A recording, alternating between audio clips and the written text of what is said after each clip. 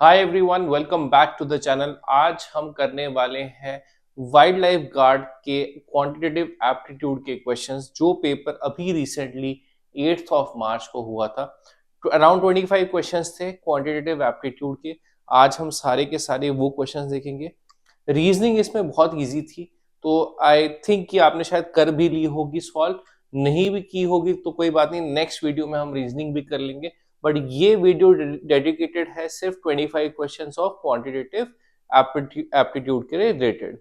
तो let's begin with the questions जो wild life guard के पेपर में आए थे ऑन 8th ऑफ मार्च। देखो, at a doctor's clinic 8% of the patients with liver disease are alcoholics, 6% of all the patients are alcoholics.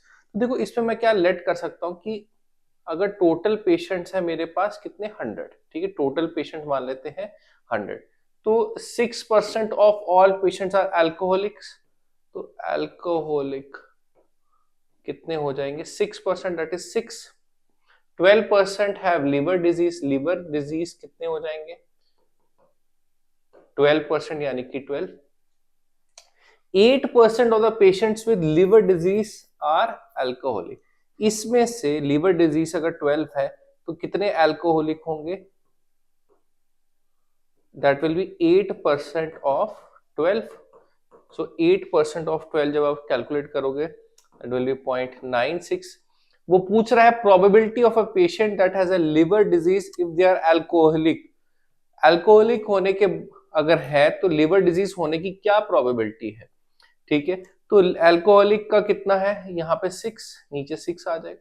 ठीक है, तो having a liver disease, liver disease की यहाँ पे क्या आ रही है? 0.96। तो 0.96 अपॉन 6, ये पॉइंट अगर हम काट दे तो ये 600 बन जाएगा। This will B 16 upon 100 which is 0.16। That is option A will be the answer. तो आई वोंट से कि ये क्वेश्चन बहुत इजी है, बट हाँ मीडियम लेवल का क्वेश्चन था, कर सकते थे सॉल्व अगर प्रैक्टिस करते।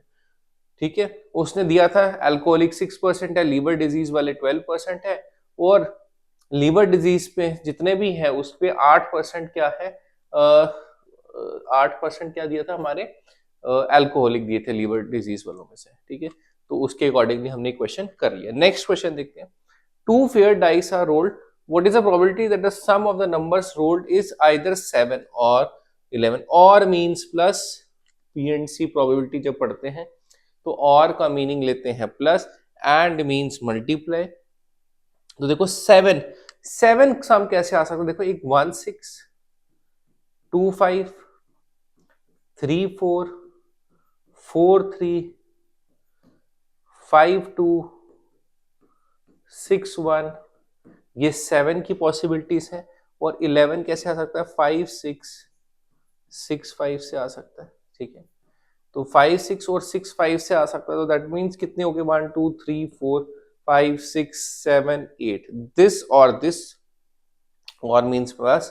तो 8 by total possibility, sample space क्या होता है जब दो डाइस को रोल करते? That is 36। तो क्या होगा? 2/9, which is option D is the answer. तो अगेन एक इजी क्वेश्चन था ये तो। ठीक है, थोड़ा सा टाइम लग सकता था बट क्वेश्चन ओवरऑल इजी था। नेक्स्ट देखते हैं क्वेश्चन।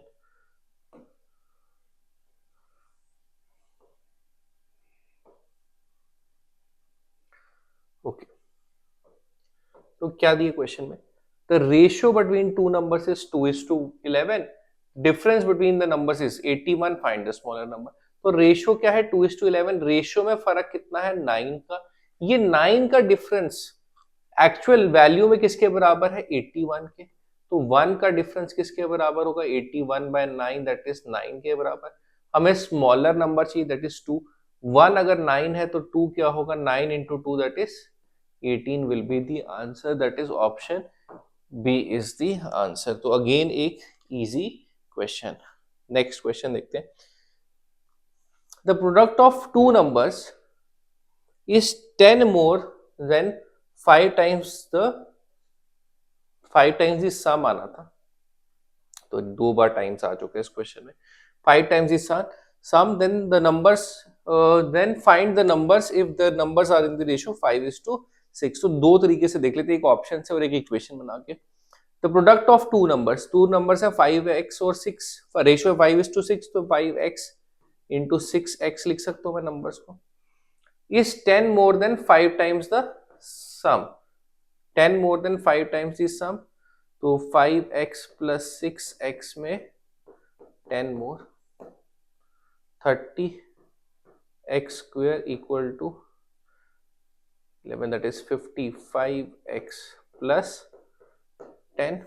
ठीक है, इसको अगर हम सॉल्व करें तो ये बन जाएगा 30x square minus 55x minus 10 equal to 0. इसको फर्दर अगर सॉल्व करें, this will become 30 into 10 is 300 minus 300 का, तो ये 30x स्क्वायर माइनस, अच्छा यहाँ पे इसको कहीं और लिखते हैं, यहाँ पे 30x square minus 60x minus 5x minus 10 equal to 0. तो 30x कॉमन ले लें, x minus 2 x minus 2 minus 5 equal to 0. तो यहाँ से 30x माइनस 5 और x माइनस 2 इक्वल टू 0, तो x की वैल्यू 2 आ जाएगी.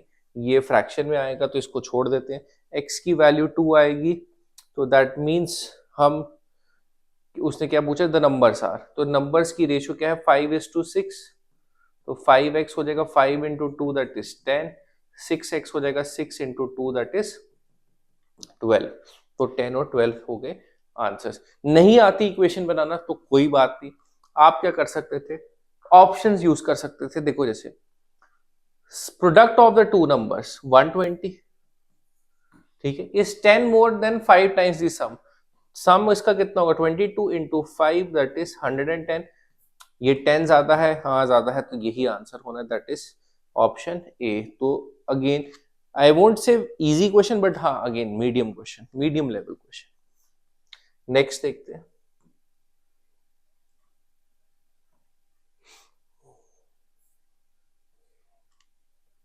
ओके देखो नेक्स्ट क्वेश्चन में क्या दिया. A factory has 400 workers with men and women in the ratio 5:3.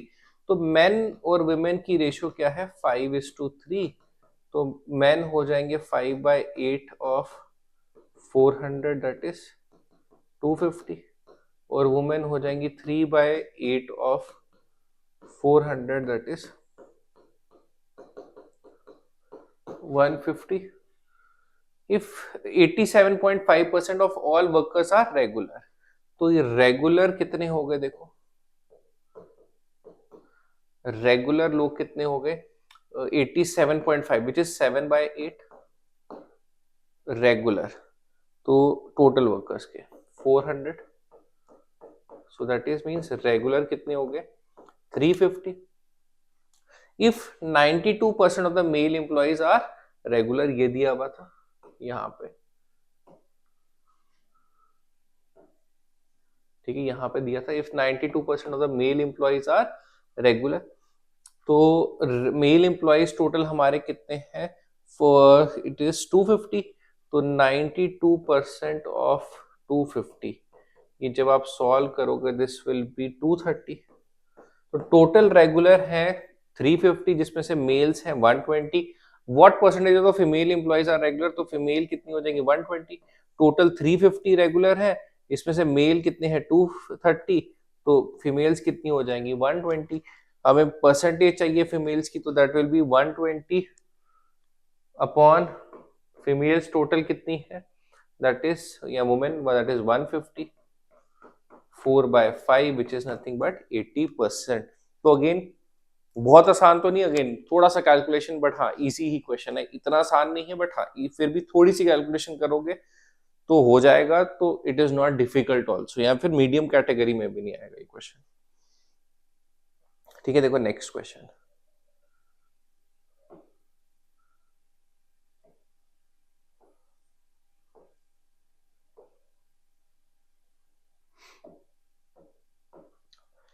पहले ये क्वेश्चन देख लेते हैं. two numbers are in the ratio 4:5, their HCF is 16.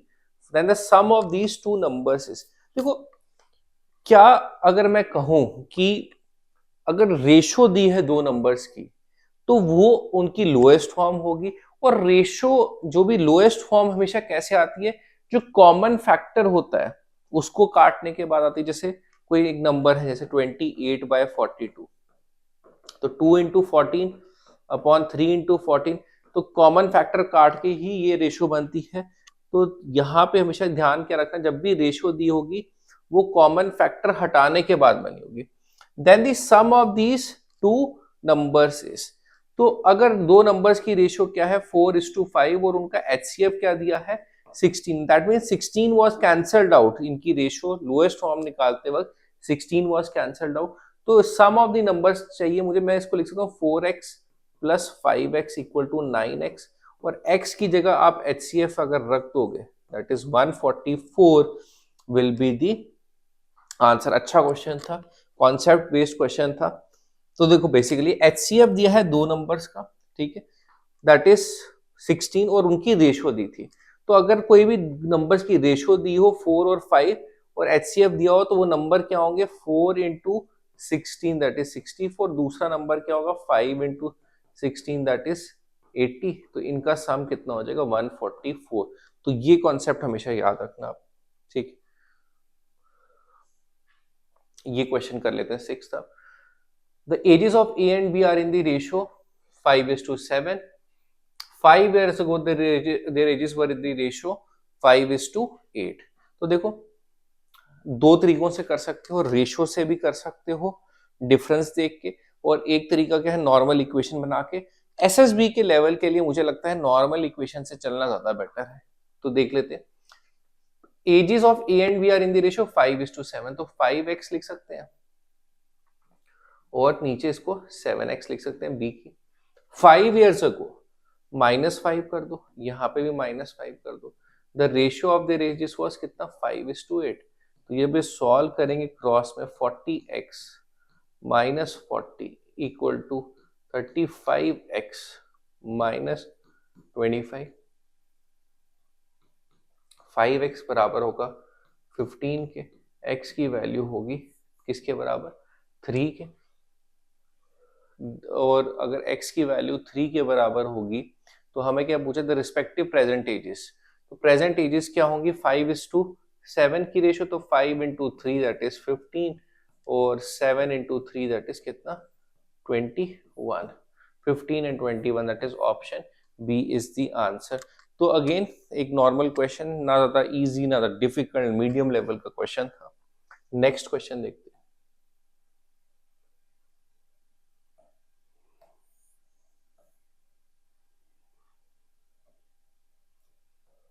देखो HCF of two numbers is 74, LCM is also 12210, one of the numbers दिए हैं then the sum of the two numbers, ठीक है। एक कॉन्सेप्ट क्या होता है LCM into HCF is equal to product of two numbers, equal to product of two numbers. तो वो क्या हो गया 12210, या फिर पहले लिख देते प्रोडक्ट ऑफ टू नंबर्स। तो LCF into LCM, तो ये क्या हो जाएगा 74 into 12210 equal to 1110 into second number को ले लेते हैं x, ये कैंसिल हो जाएगा। तो इनको अगर कैलकुलेट करने की कोशिश करें सो 1110, 3 2 2 4 6, हाँ 3 से कैंसिल हो जाएगा 37, this will B 407, 37 2s, so this will be 814। दूसरा नंबर क्या आ जाएगा 814। सॉल्व करने के बाद सम ऑफ टू नंबर्स पूछा तो 1110 plus 814 which is 429194 which is option B is the answer, 429194। तो अगेन इजी क्वेश्चन, ज्यादा मुश्किल नहीं है, थोड़ी सी कैलकुलेशन थी, otherwise question was very easy. Next देखते हैं। देखो next question, in an examination 54% of the candidates passed in science, 42% failed in mathematics, 32% failed in both the subjects, what percentage passed in both the subjects. So basically देखा जाए तो Venn diagram से करने वाला question है, but all तो उसने aptitude part में डाल दिया, तो कोई बात नहीं, इसको भी सॉल्व कर लेते हैं। क्या दिया हुआ है एग्जामिनेशन में 54% of the candidates passed in science, तो साइंस का एक सर्कल लेते हैं और दूसरा सर्कल है किसका, मैथ्स का। मैथ्स में कितने फेल हुए हैं 42%, तो देखो 54% पास हुए किसमें, साइंस में, तो मतलब फेल कितने हुए, अगर 54% पास हुए तो फेल हुए 100 माइनस 54, दैट इज 46% फेल हुए। और दोनों में कंबाइंड कितने फेल हुए हैं, कॉमन जो दोनों में फेल हुए, कंबाइंड नहीं, कॉमन फेल जो हुए हैं दैट इज 32%, तो ये वैल्यू क्या हो गई हमारी 32। ये पूरा सर्कल था कितना 46 में, या 32 चला गया, तो हम what percentage of student pass in both, तो ये वाला पोर्शन क्या हो जाएगा 46 माइनस 32 दैट इज 14 हो जाएगा।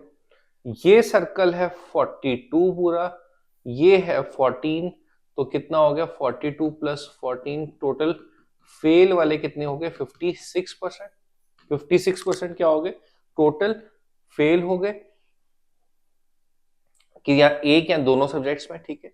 What percentage of the students passed in both the subjects, तो देखो बेसिकली अगर हम देखें, ये हमारा एक बॉक्स है, यहाँ पे है साइंस और यहाँ पे है मैथ्स के फेल वाले, ये वाला पोर्शन साइंस के फेल, ये वाला पोर्शन मैथ्स के फेल, ये वाला पोर्शन दोनों फेल, तो जो भी इसके बाहर होंगे, इस इन दो सर्कल के बाहर होंगे वो पास वाले होंगे।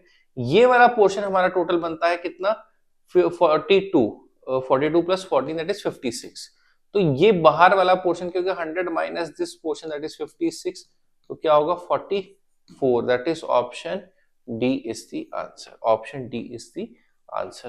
तो अगेन अच्छा क्वेश्चन है, बट हाँ not very easy, medium difficulty, ठीक है।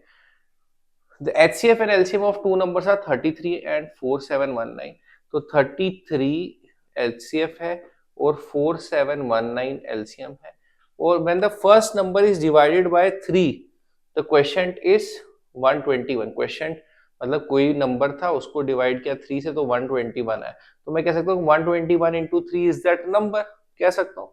तो इक्वल टू पहला नंबर क्या होगा 121 इंटू 3, दूसरा नंबर x ले लिया। अब इसको सॉल्व करते हैं, 3 11 सा 11 11 सा 11 4 सा 44 2 सा 22 429, x की वैल्यू क्या होगी 429 is the other number, that is option D is the answer. Again ज्यादा मुश्किल क्वेश्चन नहीं, इजी क्वेश्चन, थोड़ा समझने की जरूरत थी कि थोड़ा सा घुमा के क्वेश्चन दे दिया था कि अदर नंबर डायरेक्ट नहीं दिया था, बट ये लिखा था when the first number is divided by 3 the question is 121, तो number is 121 into 3 basically. Next देखते हैं question.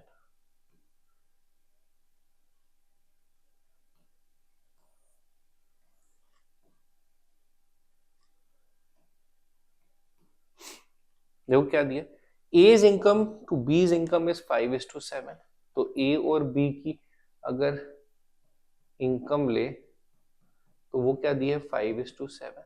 A saves 4,000, B saves 5,000, A spending expenditure यानी कि spending is 2/3 of B spending, A spending is 2/3 of B, तो B की spending अगर मान लेते 3x तो A की कितनी हो जाएगी, सॉरी 3 मान लेते हैं, तो इनकी रेशियो क्या हो जाएगी, देखो A क्या हो जाएगा 2/3 of 3 दैट इज 2, तो स्पेंडिंग की रेशियो क्या हो जाएगी 2:3, एंड ईच यहाँ पे A सेव कितना कर रहा है 4,000, ये इनकी हो गई, ये एक्सपेंडिचर है और ये क्या है सेविंग 4,000, और बी सेव कर रहा है कितना 5,000, तो हमारी दो इक्वेशंस क्या बन गई, ये कमा रहे हैं इसको x लिख सकते हैं, इसको y लिख सकते हैं, इसको हमारी ये इक्वेशन क्या बन जाएगी, देखो 5x minus 2y equal to 4,000, और दूसरी इक्वेशन बनेगी हमारी 7x minus 3y equal to 5,000। यहां पे हम मल्टीप्लाई करेंगे 3 से, यहाँ मल्टीप्लाई करेंगे 2 से, तो ये बन जाएगा 15x minus 6y equal to 12,000, और ये बन जाएगा 14x 10,000। तो ये माइनस करेंगे जब, तो माइनस माइनस प्लस माइनस, तो x की वैल्यू क्या हो जाएगी 2000। जब x की वैल्यू 2000 हो गई तो उसने क्या पूछा, कंबाइंड इनकम। कंबाइंड इनकम क्या थी, 5x plus 7x, 5x plus 7x 12x, 12x की वैल्यू 2000, तो दैट इज कितना 24,000 is the answer. That is option B is the answer. तो अगेन थोड़ा सा लेंथी क्वेश्चन, रेशो से भी हो सकता था, किसी ने रेशो से पढ़ा है तो वो भी बहुत आसानी से कर सकते थे, बट हाँ I will suggest better to know the basic is way to solve these questions। अब देखो नेक्स्ट क्वेश्चन क्या, 900 किलोमीटर ट्रिप टेक्स कितना 15 आवर्स। तो 900 किलोमीटर ट्रिप कितना लेती है 15 आवर्स। इसको थोड़ा सा मूव कर देते हैं हम ताकि हमें स्पेस मिल जाए थोड़ी सी यहाँ पे राइट हैंड साइड पे सॉल्व करने के लिए।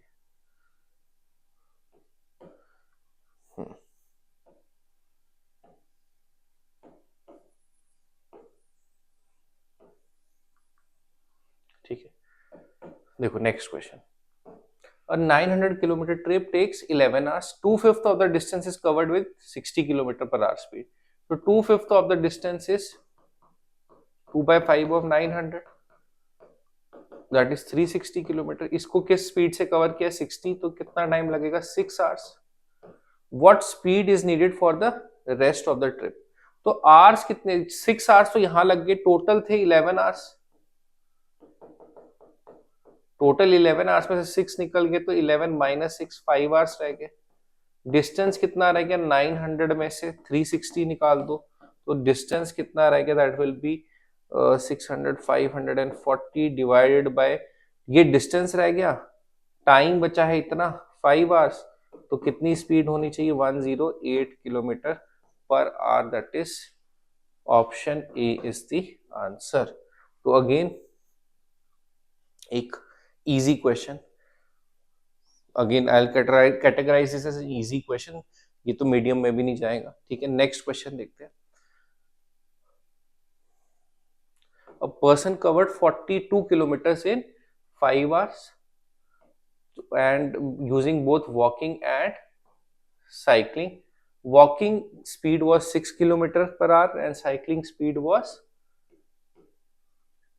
10 kilometer per hour, the distance did they cover by walking. तो देखो इसको हम दो तरीकों से सॉल्व कर सकते हैं। एक तो जनरल इक्वेशन है, 6 किलोमीटर पर आवर एक स्पीड है, दूसरी है 10, तो आवर्स लग रहे हैं 5, तो एक टाइम मान लो आप वॉकिंग का टाइम मान लो x आवर्स, तो साइकिलिंग का टाइम हो जाएगा 10 इंटू 5 माइनस एक्स, क्योंकि टोटल 5 आवर्स है, टोटल 5 आवर्स चला है, x आवर्स अगर वॉक किया तो 5 माइनस एक्स क्या हो जाएगा साइकिलिंग, ये डिस्टेंस किसके बराबर होगा 42 के, minus 5x equal to 42, so x 6x, so 6x plus 10 into यहाँ पे अच्छा ये 10x हो जाएगा, so minus 10x, so this will become minus 4x equal to minus 8x की वैल्यू क्या हो जाएगी 2। तो उसने पूछा distance did cover by walking, walking का टाइम हमने कितना लिया था, वॉकिंग थी स्पीड 6 और टाइम था x, तो 6 इंटू 2 दैट इज 12 किलोमीटर। एक ये तरीका हो गया इसको सॉल्व करने का। ठीक है, दूसरा तरीका क्या है, देखो एलिगेशन के रूल से भी कर सकते हो आप। देखो वो कैसे कर सकते हो, एक स्पीड है 6, एक स्पीड है 10, ठीक है, और एवरेज स्पीड देखो 42 डिवाइडेड बाय 5 दैट इज कितना 8.4, तो इसको लिख दो यहाँ पे 8.4, अब क्रॉस में माइनस करेंगे 8.4 minus 6 that is 2.4, 10 minus 8.4 that is 1.6, तो रेशियो जब सॉल्व करेंगे इसकी क्या बनेगी 2:3। ये रेशियो हमेशा इनका टाइम बताएगी, ये टाइम होगा वॉकिंग का, ये वॉकिंग इधर है, ये टाइम है वॉकिंग का, और ये टाइम है किसका साइकिलिंग का। अगर टाइम वॉकिंग का 2 है तो डिस्टेंस क्या हो जाएगा 2 into 6 that is 12। But I suggest again कि ये तरीके से कर लो, ये थोड़ी प्रैक्टिस चाहिए, थोड़ा कॉन्सेप्ट स्ट्रॉन्ग चाहिए, तब जाके आप इस तरीके से भी कर पाओगे एलिगेशन के रूल से। नेक्स्ट क्वेश्चन देखते हैं इसके बाद। देखो नेक्स्ट क्वेश्चन, क्वेश्चन नंबर 14 देखते हैं। A man completes a certain journey by car if he covered 30% of the distance at the speed of 20 kilometre per our, ठीक है। 60% of the distance at the speed of 40 kilometre per our, and the remaining of the distance at a speed of 10 kilometre per our, then his average speed is। तो अब देखो यहाँ पे distance mention नहीं है। अच्छा क्वेश्चन है, distance mentioned नहीं है यहाँ पे, तो हमें क्या डिस्टेंस को अज्यूम करना पड़ेगा। क्या लिखा है, man completes a certain journey by a car if he covered 30% of the distance at the speed of 20 km per hour, 60% of the distance at 40 km per hour, and remaining of the distance at the speed of 10 km per hour, तो average speed. तो पहले distance late कर लेते हैं, मान लेते हैं distance कुछ लेट कर लेते हैं कि 100 है। तो डिस्टेंस अगर 100 है तो 30% of the distance, 30% of the distance क्या हो जाएगा 30 किलोमीटर, उसको कितनी स्पीड से किया 20, तो उसको टाइम कितना लगेगा 30 divided by 20 that is 1.5 hour। 60% of the distance, 60% of the distance will be 60 divided by 40 that is 1.5 hours, यहाँ 1.5 hours। या हमने अज्यूम किया था डिस्टेंस 100, 30 यहाँ चला गया, 60 यहाँ चला गया, तो रिमेनिंग डिस्टेंस कितना रह गया दैट इज 10 किलोमीटर। इसको कितनी स्पीड से कवर किया 10 की, तो टाइम लगेगा कितना 1 hour दैट इज t3। तो टोटल टाइम हो गया 1.5 plus 1.5 plus 1 that is 1.5 plus 1.5 plus 1 4 hours. Distance था कितना 100, स्पीड हो जाएगी 100 by 4 that is 25 kilometre per hour, that is option A is the answer.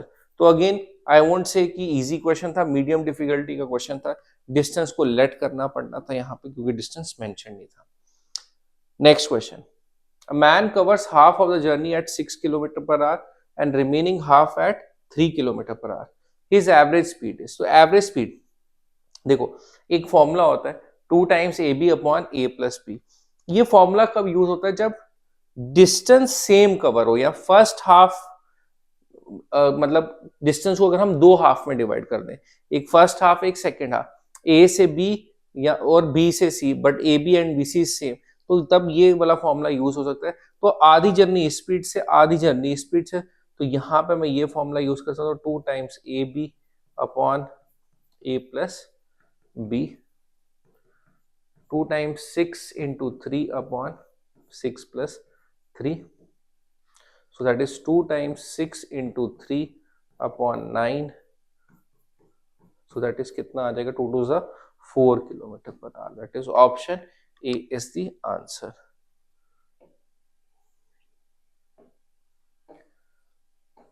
अब देखो नेक्स्ट 16th क्वेश्चन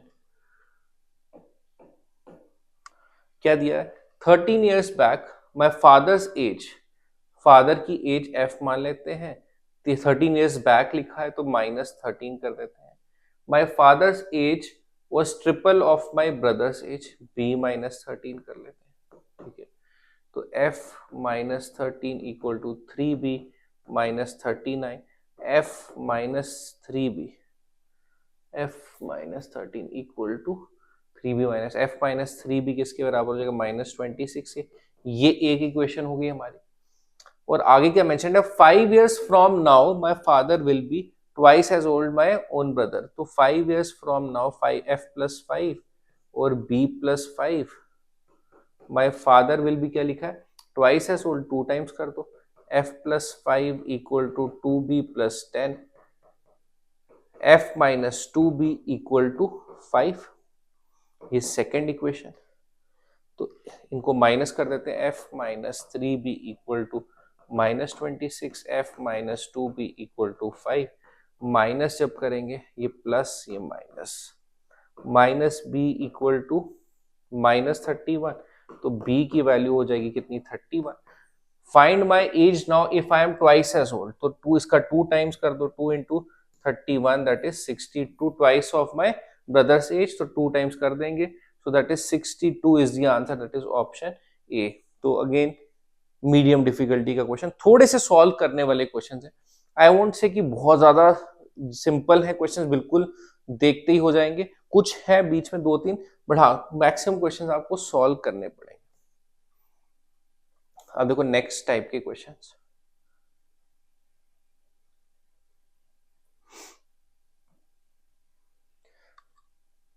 अब देखते हैं। The average of 3 students is 21 years. तो अगर एवरेज 21 है 3 स्टूडेंट्स की, तो सम क्या हो जाएगा 21 इंटू 3, दैट इज कितना 63। The ratio of their ages is x is to y is to z. Find the value with which y is related such that x is to y is 1 is to 2 and y is to z is 1 is to 3.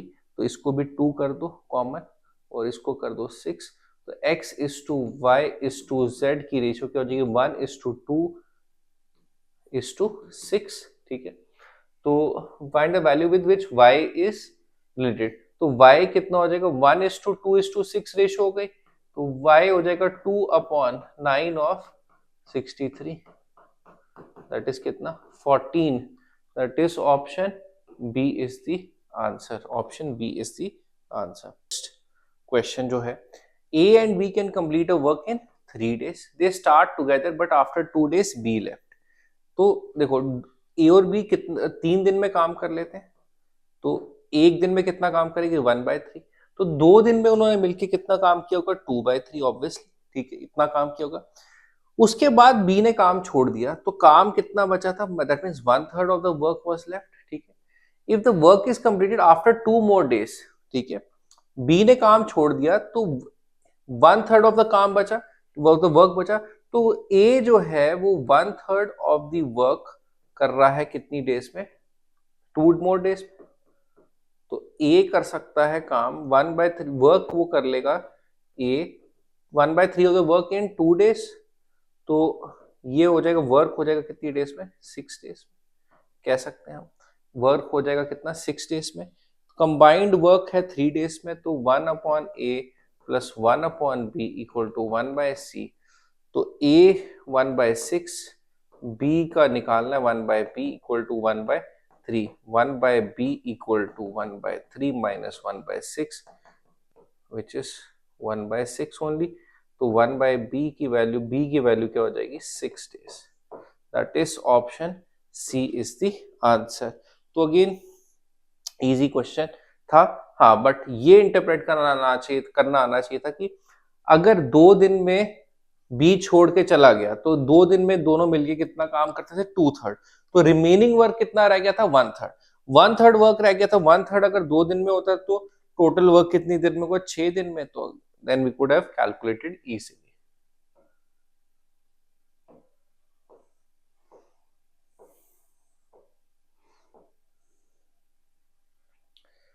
ठीक है, देखो next, tickets numbered 1 to 20 are mixed up and then a ticket is drawn at random. What is the probability that a ticket drawn has a number which is a multiple of 3 or 5? 3 और 5 के multiples कितने हैं देखो 3, 6, 9, 12, 15, 18, ये है 3 के multiples till 20। 5 के multiples क्या है 5, 10, 15, 20, बट 15 2 बार हो गया तो इसको काट देते हैं। तो कितने पॉसिबिलिटीज हैं जो हमारे हो सकती हैं, probability that ticket drawn as a number which is a multiple of 3 और 5। तो फेवरेबल इवेंट्स कितने 1, 2, 3, 4, 5, 6, 7, 8, 9, टोटल 9 फेवरेबल इवेंट्स हैं, तो प्रोबेबिलिटी क्या बनेगी 9/20 इज द आंसर, ठीक है। Next, in a lottery there are 10 prizes and 25 lakhs. A lottery is drawn at random. What is the probability of getting a prize? Prize लेने का probability क्या है देखो, फेवरेबल आउटकम्स है हमारे पास 10, टोटल आउटकम्स क्या 10 + 25 दैट इज 35, तो answer should be कितना 2/7, that is option C is the answer, ठीक है। तो अगेन इजी क्वेश्चंस हैं ये दोनों। अब ये देखते हैं 19th वाला, to complete a work A takes 50% more time than B, ठीक है। देखो if together they take 18 days to complete the work, how much time shall B take to do it? अब I can think of two ways to solve this question. दो तरीके क्या हो सकते हैं कि अगर A takes 50% more time than B का टाइम अगर 2x है तो A का टाइम क्या हो जाएगा 3x, या फिर अगर इसको x लोगे तो ये क्या हो जाएगा 1.5x। तो आप कर सकते हो 1/a + 1/b = 1/c। तो 1/c कितना है, टोटल टाइम इज 18 डेज, तो वहां से आपको x की वैल्यू मिल जाएगी। तो किसी का भी टाइम आप बता सकते हो, या फिर आप ऐसा भी कह सकते हो अगर B की एफिशिएंसी A की एफिशिएंसी अगर 2 है, A टेक्स 50% मोर टाइम, ठीक है, तो B की एफिशिएंसी क्या होनी चाहिए 3। वो कैसे होगी देखो, अगेन आपको थोड़ा सा एक्सप्लेन कर देते हैं। देखो टाइम की ratio A takes 50% more than time B, 2 है तो ये 3 हो जाएगा, 3x 2x। तो एफिशिएंसी की रेशियो क्या हो जाएगी उल्टी, that is 2:3। Efficiency is inversely proportional to time, मतलब जब ये 2 यूनिट काम करता है, ये 3 यूनिट, दोनों मिलके कितना करेंगे 5 यूनिट।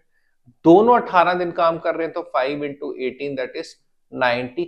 यही 90 यूनिट्स अगर सिर्फ और सिर्फ बी को करने होते तो उसको टाइम कितना लगता है, उसकी एफिशिएंसी थी कितनी 3 divided by 3 that is 30। That is option A is the answer.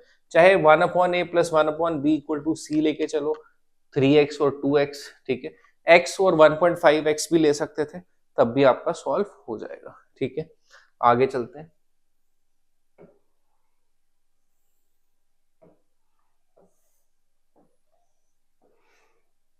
Twenty 21 भी हो गया हमारा, 22 एंड 23, ठीक है, ये देखते हैं। देखो क्या दिया क्वेश्चन में, a class of 40 students took a test and the average score was calculated to be 45. However, there were errors in recording some scores. Average कितनी है 45, but कुछ errors हो गए। 25 was mistakenly counted as 35 twice, 2 बार ऐसा हुआ, मतलब 25 लिखना था बट लिख दिया 35, मतलब 35 कैंसल होगा और उसकी जगह 25 ऐड होगा। And 38 was mistakenly recorded as 32, 38 आना चाहिए था बट आया, लिख दिया कितना 32। सो दैट मीन्स 35 की जगह 25 की जगह उन्होंने लिख दिया 35। अब जब हम 35 की जगह वापस से 25 लिखेंगे तो 10 का लॉस हो जाएगा ग्रुप को, कि 35 की जगह देखो हमने क्या किया था, basically 25 was mistakenly recorded as 35 twice, 2 बार 25 को क्या लिख दिया 35। तो ये जब वापस 35 से 25 लिखेंगे तो ग्रुप को लॉस हो जाएगा कितने का 10 का, यहाँ पे भी ग्रुप को लॉस होगा कितने का 10 का। बट 30 की 2 की जगह जब 38 लिखेंगे यहाँ फायदा होगा 6 का, तो लॉस हो गया -20 का, फायदा हो गया 6 का, तो ओवरऑल लॉस हो गया माइनस कितना 14 का। ये -14 का loss will be distributed equally between 40 students. की एवरेज क्या है इक्वल डिस्ट्रीब्यूशन, तो divided by 40, this will be 7 by 20, so 45 minus 0.35, 44.65, that is option A is the answer। तो अगेन इजी क्वेश्चन था, इतना मुश्किल क्वेश्चन नहीं था। ठीक है, हाँ आप इसको ट्रेडिशनल वे से भी कर सकते थे, थोड़ी सी कैलकुलेशन ज्यादा होती बट हो सकता था। ठीक है,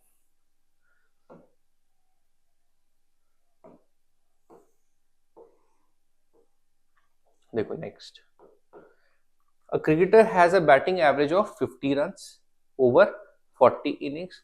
The difference between the highest and the lowest scores is 172. Highest minus lowest कितना है 172. If the highest and the lowest scores are removed, the average of the remaining 38 innings is 48. What was the cricketer's highest score? अब देखो अगर हमें solve करना हो paper में, अगर हम बैठे हैं तो हाईएस्ट और लोएस्ट स्कोर का डिफरेंस कितना है 172। तो that means definitely highest score is greater than 172। ये तो हम श्योरिटी से कह सकते हैं क्योंकि हाईएस्ट माइनस लोएस्ट इज 172, तो highest should be greater than 172। अब क्वेश्चन अच्छा बनाया एग्जामिनर ने, बट ऑप्शंस थोड़े से इजी दे दिए क्योंकि answer has to be greater than 172। तो एक ही ऑप्शन थी जो थी ग्रेटर देन 172, दैट इज 174, एक ही ऑप्शन थी। अब इसको सॉल्व भी कर लेते हैं, देखते हैं। अब अच्छा देखो, पहले टोटल कितना है 50 इंटू 40 सम कितना है 2000। उसके बाद हाईएस्ट और लोएस्ट स्कोर निकाल दो तो 38 इनिंग्स में स्कोर होता है कितना 48। इसका टोटल कितना होगा देखो 48 इंटू 38, दैट इज 384, 42 1824 हो जाएगा। सो दैट इज 176। तो डिफरेंस कितना है 176 का? देखो 40 इनिंग्स में, ठीक है, एवरेज थी 50 तो टोटल था 2000। 38 इनिंग्स में एवरेज थी 48 तो टोटल हो गया 1824। तो मतलब 2 इनिंग्स का स्कोर कितना है 176। अगर उनको ऐड करते हैं H plus L equal to 176, 2H equal to कितना हो जाएगा 348, H की वैल्यू कितनी होगी 174। तो अगेन ऑप्शन से तो बहुत ही क्वेश्चन इजी हो जाता था, बट हाँ इतना भी मुश्किल क्वेश्चन नहीं था। देखने में लग सकता है कि मुश्किल, बट है नहीं। ठीक है, देखो नेक्स्ट करते हैं।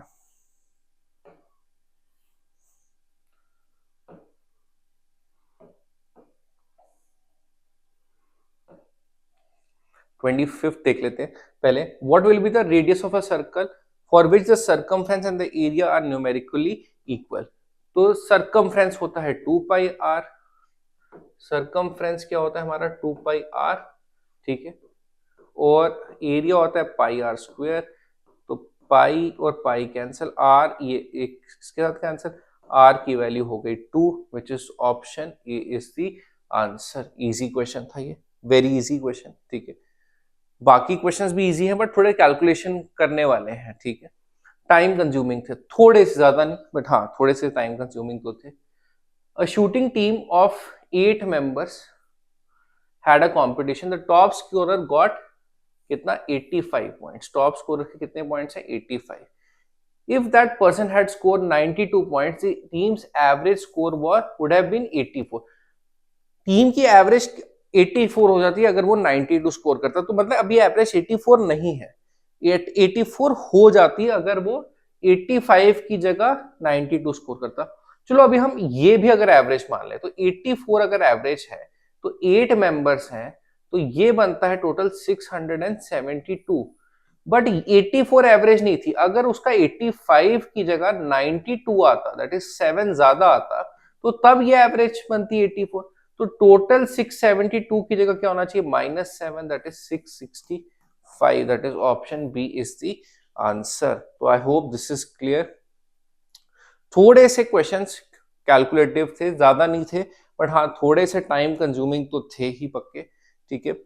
आई थिंक ओवरऑल अगर ये 25 क्वेश्चंस देखे तो 2-3 क्वेश्चंस में शायद आप फंस सकते थे अगर आपका ज्यादा अच्छा होल्ड नहीं है कुछ टॉपिक्स पे। अदरवाइज थोड़ी सी कैलकुलेशन थी and the paper was on the easy to medium side as per as aptitude is concern. तो आई होप कि आज का सेशन आपको समझ आया। Will bring such sessions again for you. Till then have a good time and hope that your preparation is going good.